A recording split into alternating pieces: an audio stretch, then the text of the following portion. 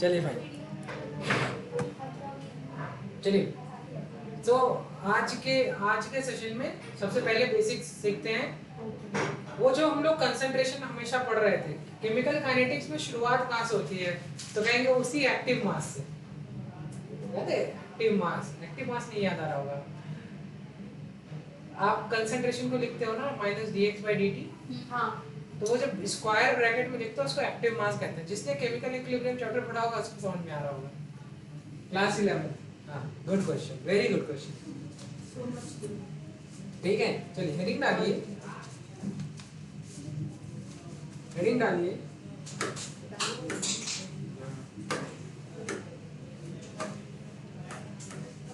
अच्छा, चैप्टर कौन सा चल रहा है?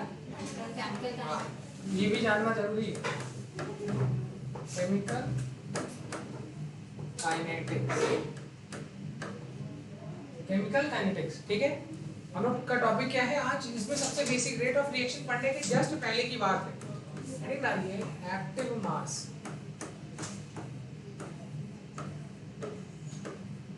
ठीक है, एक्टिव मास को डिनोट करते हैं स्क्वायर ब्रैकेट से। किससे डिनोट करते हैं? स्क्वायर ब्रैकेट से। What is active mass actually? It means molar concentration, molar concentration. Generally molar concentration को हम क्या कहते हैं? दैट इज क्या? मोलैरिटी। क्या? मोलैरिटी। ठीक है, चलिए what is molarity? It is number of moles upon volume in litre. ठीक है, it is also termed as active mass. Active mass इसको डिनोट कैसे करते हैं? स्क्वायर ब्रैकेट से। ठीक है, चलिए नोट करें। ठीक, नोट करिए इसको। हो गया सर।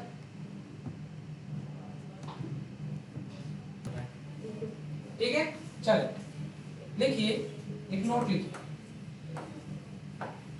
ये बहुत इंपॉर्टेंट है। लिखिए for any gases, for any gas whose pressure and temperature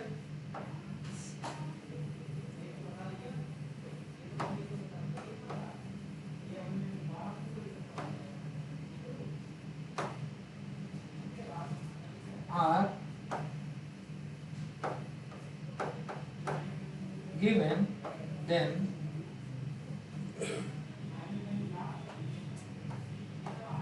the active mass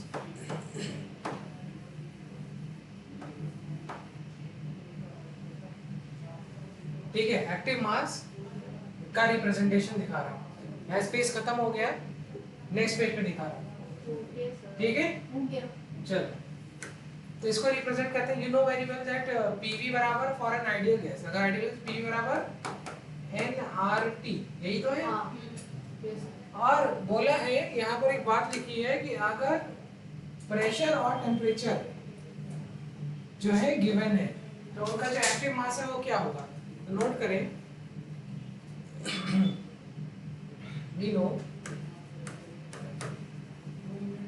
PV बराबर NRT, then active mass is equal to, अब इसके दो फार्मूला, एक तो हम लोगों ने पीछे पढ़ा था, number of mole upon volume in litre is equal to, अच्छा अब देखो पीवी बराबर एनआरटी है ना, तो एन अपॉन वी को क्या तुम इस तरीके से लिख सकते हो? P upon R T. आरती नहीं है, आरटी। ठीक है, तो नोट करिए that is equal to P upon R T. आया समझ में? ओके, हेडिंग डालिए law of mass action, law of mass action. It was given by Guldberg and Waage. Guldberg and Waage. It was given by Guldberg and Waage. इनकी spelling में D भी लगा लो, silent वाला D.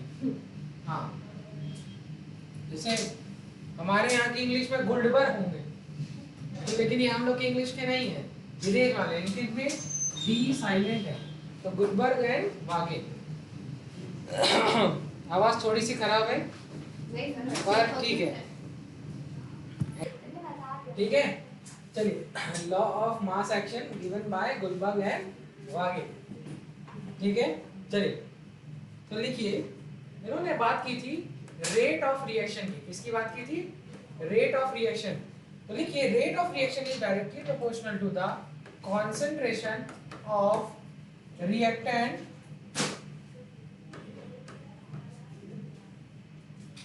या इसको denote करते हैं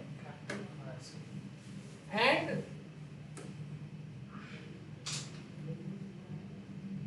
या product of active masses of reactants, right? चलिए इससे हाँ, साइन ऑफ प्रोपोर्शनैलिटी है बेटा। एंड ऐसे कब बंद लगा, राइट? तो जैसे ये कोई रिएक्शन है, ए से क्या बना आपका, कोई प्रोडक्ट बना। क्या बना? कोई प्रोडक्ट बना। तो जो रेट ऑफ रिएक्शन है it is proportional to the concentration of A, या फिर एक्टिव मास ऑफ ए, या मोलैरिटी ऑफ ए। हाँ बेटा, यही वाली खांसी मुझे थोड़ी ज्यादा आ गई थी बस। ठीक है, अब आती है बात ए प्लस बी। अब यही चीज मैं ये चीज को इंडिकेट कर रहा हूँ कि क्या मतलब है इस बात।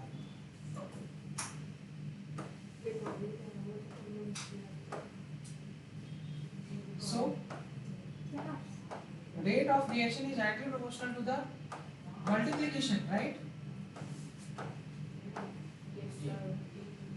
बात समझ आई? ये लिखा हुआ है इस लाइन का मतलब, राइट? हाँ, ये दूसरा प्रोडक्ट समझने लगते हैं बच्चे, वो वाला रिएक्टेंट के साथ जो प्रोडक्ट बनता है, ये मल्टीप्लिकेशन वाला प्रोडक्ट है। ब्रैकेट में लिख लो multiplication.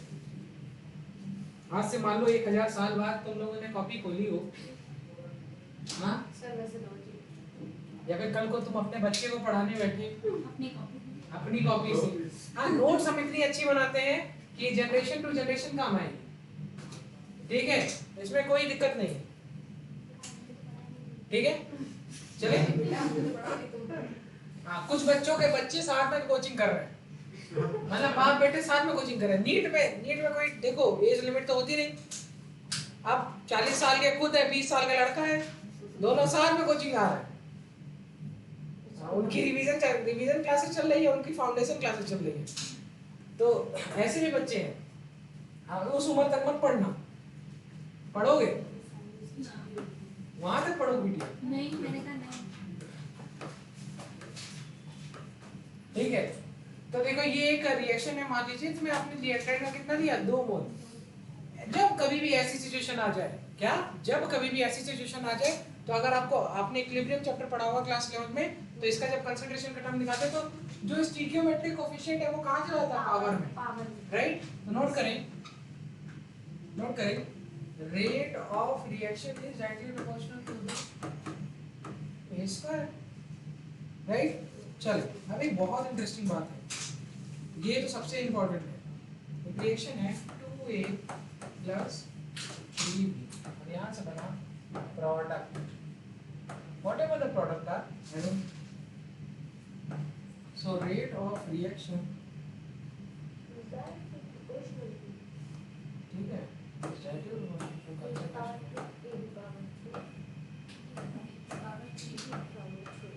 Okay, getting my point? Note कर लीजिए, समझ में आ रहा है सभी बच्चों को?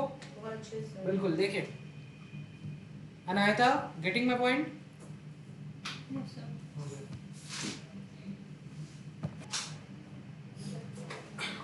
अब यहाँ पर देखिए, अब इससे मान लीजिए कोई रिएक्शन हुई, 2a प्लस 3b से बना कोई प्रोडक्ट, तो at t is equal to 0, इसकी कंसंट्रेशन मान लो, इसकी कंसंट्रेशन रख लेते हैं ये। चलो एक ही रिएक्टेंट के लिए सिखा देते हैं ताकि तुम लोग को ज्यादा आसान लगे। ठीक है, और उस समय प्रोडक्ट की कंसंट्रेशन क्या होगी? 0। अब एट इक्विलिब्रियम, या आप कह सकते हो आफ्टर टाइम t, रिएक्शन शुरू हुई तो इसका कुछ पार्ट, जैसे A में से ये कितना बनेगा? x। कितना बनेगा? x। क्या कर रहे हो तुम लोग? तुम मान के पढ़ाई करिए, ठीक है। तो ये क्या है? तो कहेंगे सर रिमेनिंग अमाउंट है। क्या है?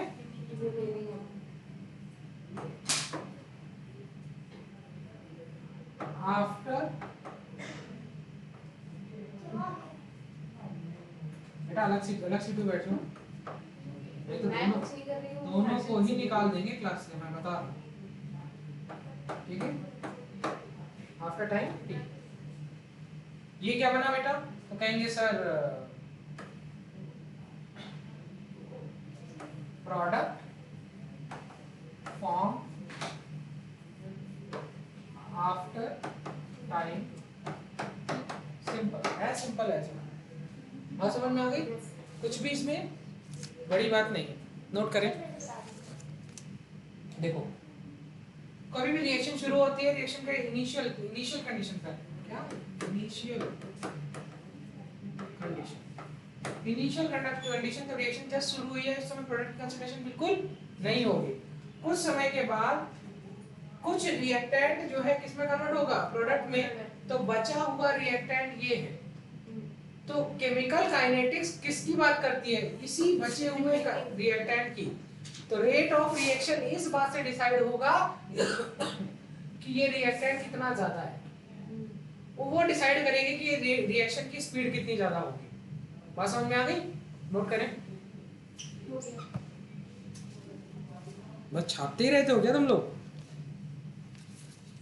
ठीक है, तो इस बात से ये समझ में आया कि rate of reaction at any time is directly proportional to the remaining concentration of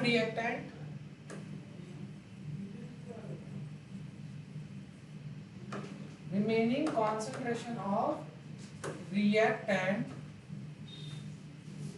after time t, right?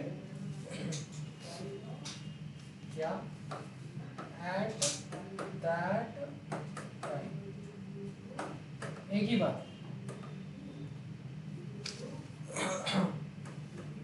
लिखिए, लॉ ऑफ मास एक्शन। क्या लिखे? Law of mass action.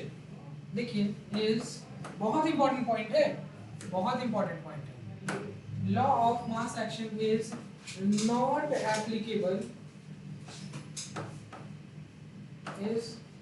not applicable for zero order reaction। Law of mass action is not applicable for the zero order reaction।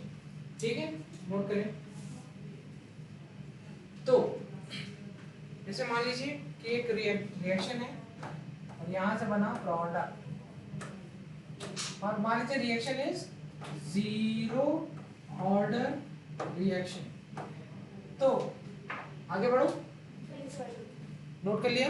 बनाया था, note किया बिटवा?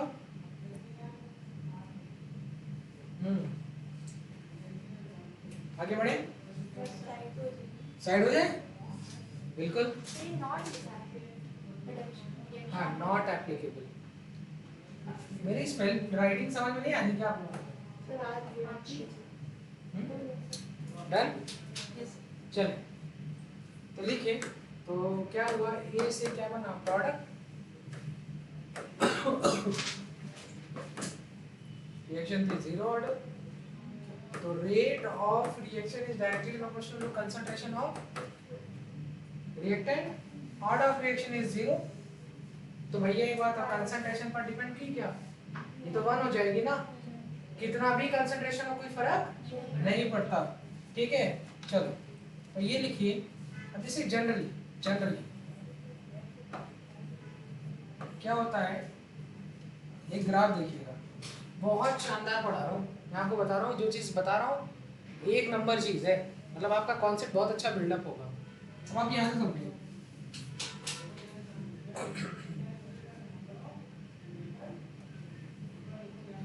You know very well, अब पढ़ ही zero order ले रहे हैं तो केस पढ़ लेते हैं, जीरो ऑर्डर, जस्ट समझने के लिए।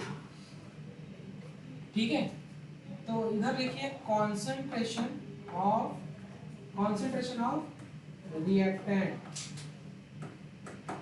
और यहाँ पर लिखेंगे आप टाइम। तो जैसे जैसे टाइम बढ़ेगा वैसे वैसे रिएक्टेंट की कंसंट्रेशन घटेगी, घटेगी ना। अब ये तो हर जगह होगा, सारी रिएक्शन में यही होगा। और question is rate of reaction for a zero order reaction और कंसंट्रेशन के बीच में जो ग्राफ होगा वो कैसा होगा, डिपेंड ही नहीं करेगा यार बेटा, अभी तो बताया। नोट कर लीजिए, नोट कीजिए, बिल्कुल बिल्कुल एकदम सिंपल सी बात है, ये इस पर डिपेंड ही नहीं करेगा, कंसंट्रेशन पर रेट ऑफ रिएक्शन डिपेंड नहीं करता। ठीक है, नोट करें।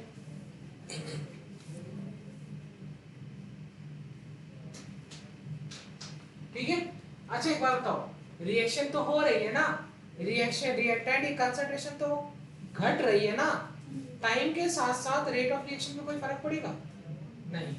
तो एक और ग्राफ आप चाहो तो नेक्स्ट पेज पे बनाओ यहाँ पे, और चाहो तो यही बना लो, रेट ऑफ रिएक्शन और टाइम के बीच में जो ग्राफ है वो भी कैसा होगा। तो देखिए ये तीनों ही ग्राफ जीरो ऑर्डर के लिए पढ़ा रहा हूँ, क्या मैं आगे बढ़ जाऊँ? आया था, समझ आ रहा है बेटा? लाइव क्लास के बच्चों को समझ में आ रहा है कि नहीं?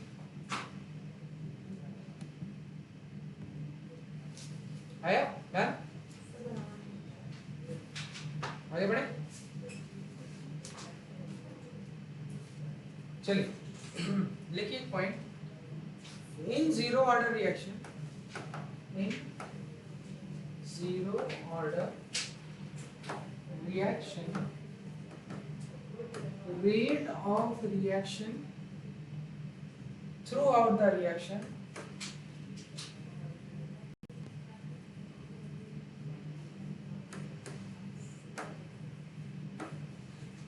rate of reaction throughout the reaction is uniform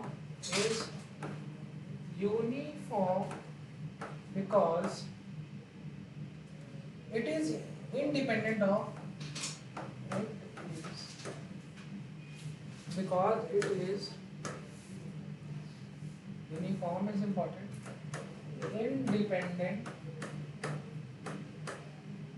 it is independent of concentration, it is independent of concentration। चलो आया, समझ आ रहा है? ठीक है, चल आगे बढ़ते हैं।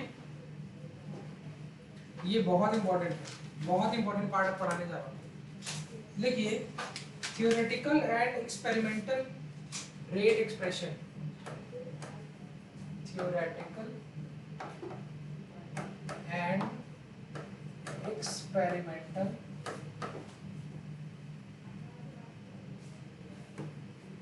rate expression,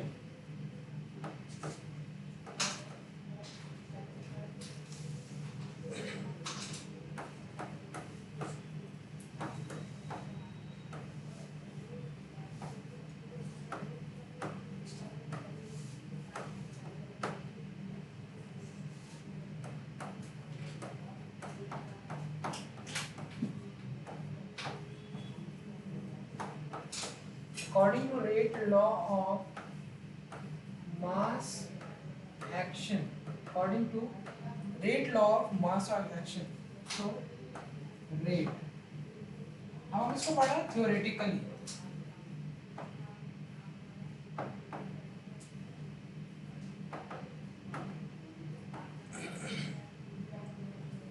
तो आप जब जानते हैं तो ये आपने पढ़ा, या फिर अभी आपके सर ने यही बात पढ़ाई थी कि A इंटू बी इंटू सी की पावर, यही तो पढ़ाया था मैंने, यही तो पढ़ाया था अभी। थ्योरेटिकल निकालने का तरीका यही था, ठीक है।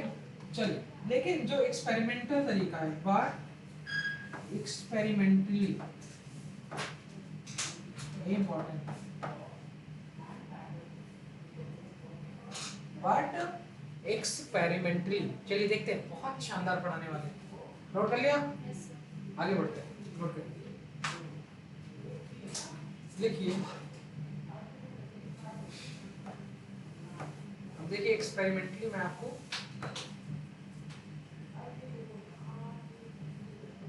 ये एक्सप्रेस करके दिखा रहा हूं।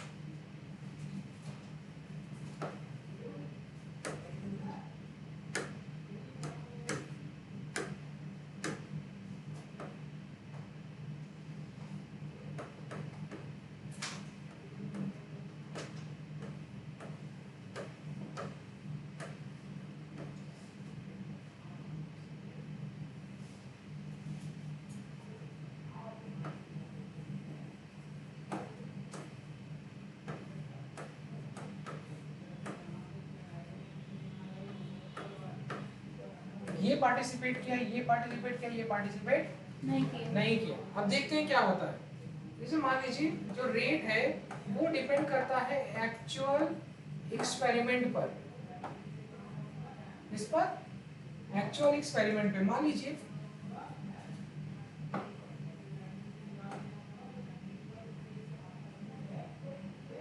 ठीक है, मान लीजिए ऐसा जरूरी नहीं कि सिर्फ ये हो सकता है, ऐसा भी हो सकता है, ऐसा भी हो सकता है। तो रेट ऑफ रिएक्शन है वो है ए बी सी की पावर 2, ऐसा भी हो सकता है। देखो एक्चुअल एक्सपेरिमेंट और जो थ्योरेटिकल कॉन्सेप्ट है दोनों अलग है। डिपेंड करता है कि क्या वो रिएक्टेंट पार्टिसिपेट भी कर रहा है कि रिएक्शन में, कि नहीं सिर्फ है। ये भी तो ऐसा देखो, थ्योरेटिकली तुमको लगा कि ये रिएक्शन में पार्टिसिपेट कर रहा है, और प्रैक्टिकली वो पार्टिसिपेट कर रहा है नहीं कर रहा है, ये एक्सपेरिमेंट के बाद डिसाइड होता है, ठीक है। इसको नोट करें।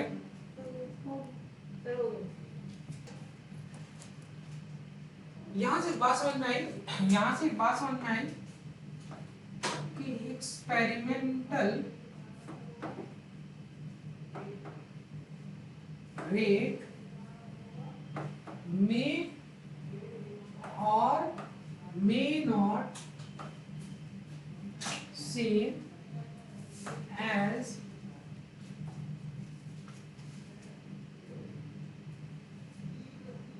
theoretical rate expression। बात समझ में आ गई? बात समझ में आ गई? मैं सेम भी हो सकते हैं और नहीं भी हो सकते हैं, ठीक है। नोट करिए।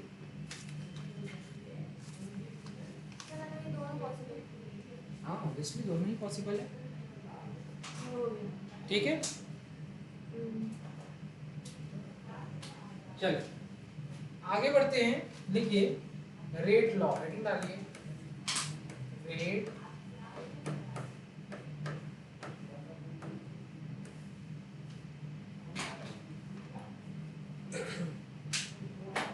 लिखिए, it is the relation between rate of reaction and rate constant, comma rate constant and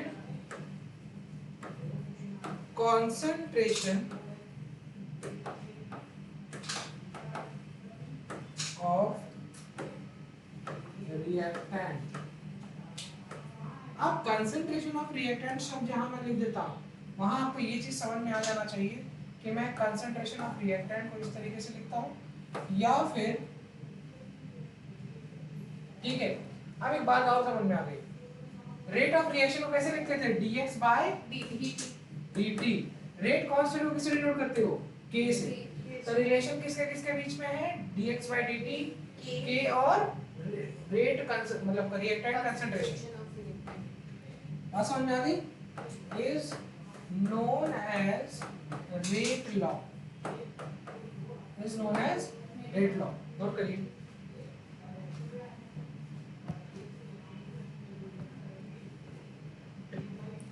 चलो आगे बढ़ते हैं। देखिए जैसे ये बना प्रोडक्ट, ये तो हुआ होगा, ठीक है। चलिए तो अब बात करते हैं रेट।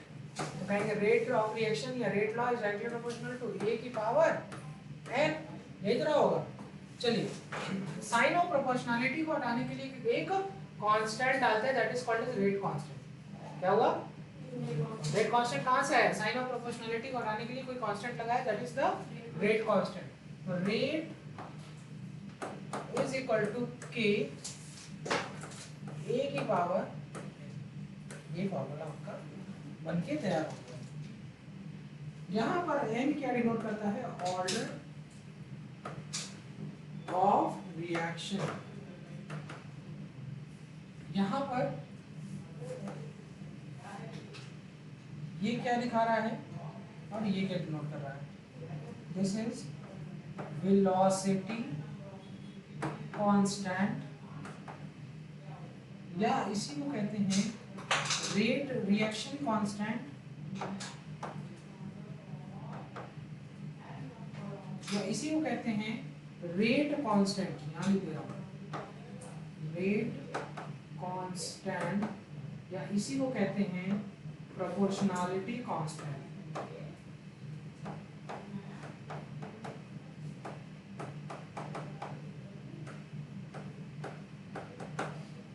इतनी सारी चार चीजें जो है इनका नाम, इनके अलग अलग नाम है। एग्जाम में अलग अलग टर्म्स लिख के आ जाते हैं, क्वेश्चन में मतलब एक ही।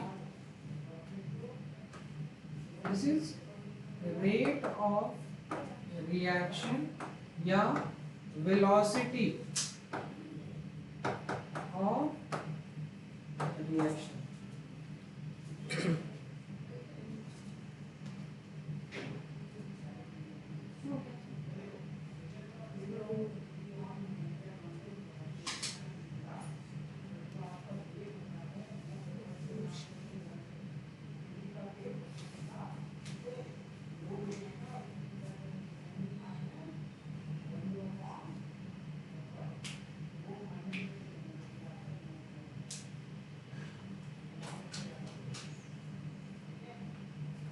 ठीक है, यहाँ तक समझ में आ गया? इसको क्या कहेंगे? Concentration of reactant.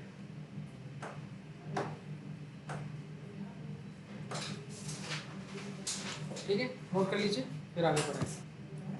चलो एक नोट लिखो, क्या लिखो? एक नोट लिखो। Na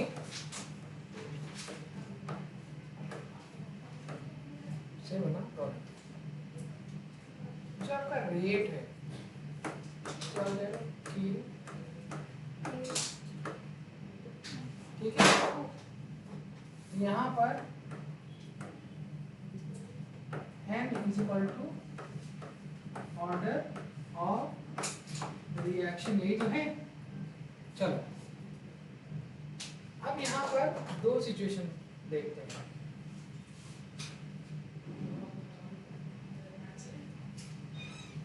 पहली सिचुएशन है if n is equal to 0 और if concentration of reactant is unity, that is 1। कितना? अब याद देखो, जब 1 की पावर 2, 1 की पावर 3 क्या है? 1 ही आएगा ना, 1 ही आएगा ना। अब यहाँ पर देखो के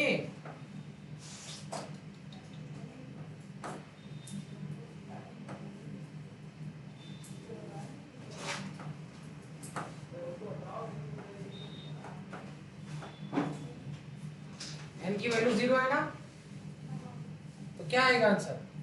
तो कहेंगे रेट इज इक्वल टू के। 1 कहां से आ जाएगा?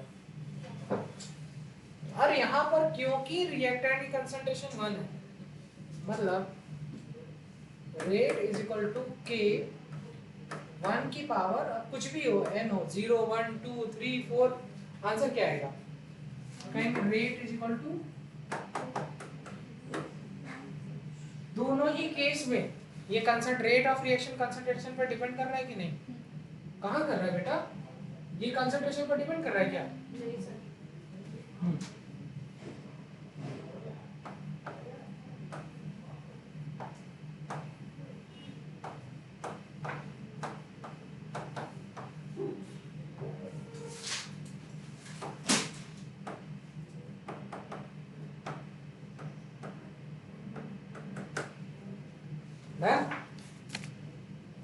तो ये नोट कर लीजिए।